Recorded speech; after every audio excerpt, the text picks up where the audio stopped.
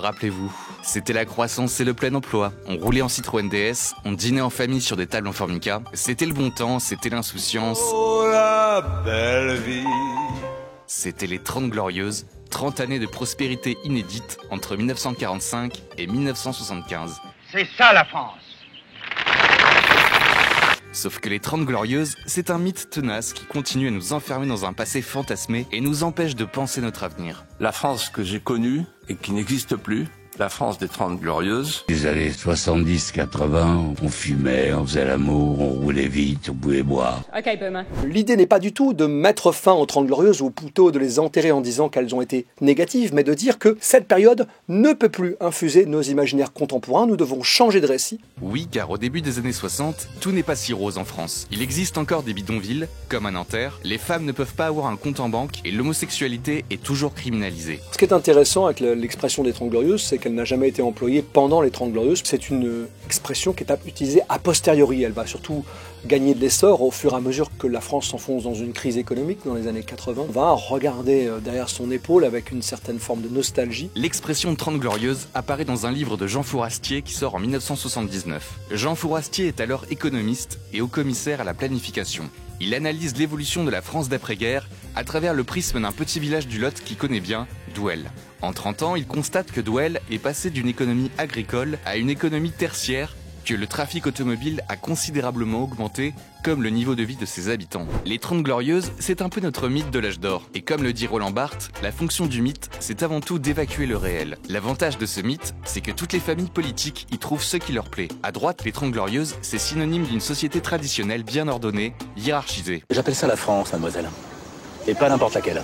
La France du général de Gaulle. Une France où les immigrés sont invisibilisés, où les ouvriers et les femmes restent à leur place. C'est pas une citoyenne complète encore. Avant 1965, elle n'a pas le droit de travailler sans l'autorisation de son mari, ni d'avoir un compte en banque quand elle est mariée. Elle est également seconde légalement dans le foyer, puisque la notion de chef de famille ne sera supprimée qu'en 1970. Une société basée sur la valeur travail et sur un mode de vie moderne et consumériste. Un monde où seul compte la croissance et le PIB. Les 30 Glorieuses, c'est quand même la période du déni écologique. Beaucoup savaient déjà, le rapport Meadows 1972 montre que nous ne pouvons pas continuer à consommer dans un monde aux ressources limitées.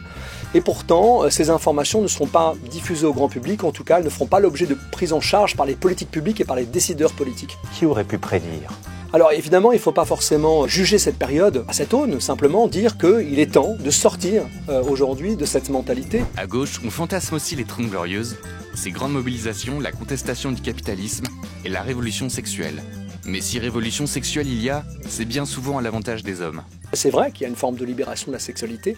Il n'y a pas forcément une libération du désir féminin. Les 30 Glorieuses ont été une période d'avancée tout à fait considérable pour les droits des femmes, à commencer évidemment par le droit à disposer de son corps, le droit à l'avortement, mais ce n'est pas suffisant pour dire qu'il y a une égalité dans le désir, qu'il y a une égalité entre les hommes et les femmes, et vous avez là toute une génération d'hommes qui ne pensaient pas forcément mal se comporter, mais qui faisaient peu de cas de la parole des femmes. C'est aussi ça les 30 Glorieuses. Dans les années 70, les deux chocs pétroliers mettent fin à cette période de prospérité inédite et à une croissance à 5%. La civilisation du pétrole et du plastique se fissure, engendrant le chômage de masse. On a même parfois parlé de la période suivant les 30 Glorieuses comme des 30 piteuses. On se réfugie dans l'imaginaire de cette époque bénie pour une raison. Dans les années 70, on était plein d'espoir pour le futur et on fantasmait la société de l'an 2000. T'es content, toi, de vivre l'an 2000 ?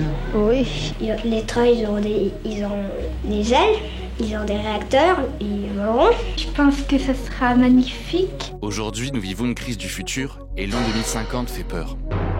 Alors il est peut-être temps de changer notre logiciel et d'arrêter de comparer notre époque avec celle de nos grands-parents. Le but n'est pas de nier les 30 Glorieuses, il est de reproduire des conditions de prospérité sous un mode différent en tenant compte des enjeux d'aujourd'hui. D'abord, probablement, il faudrait inventer des nouvelles formes de collectifs, non seulement dans les mouvements sociaux, mais aussi dans notre façon de nous emparer de la politique. Deuxièmement, il faut regarder à nouveau ce qui, dans le présent, doit nous donner des raisons d'espérer dans l'avenir. Troisièmement, évidemment, nous devons montrer que lorsque la transition environnementale sera réussie dans notre pays et sur notre continent, eh bien nous vivrons mieux et nous vivrons avec des conditions de vie qui seront 1000 fois meilleures que celles d'aujourd'hui et encore une fois que celles des 30 Glorieuses.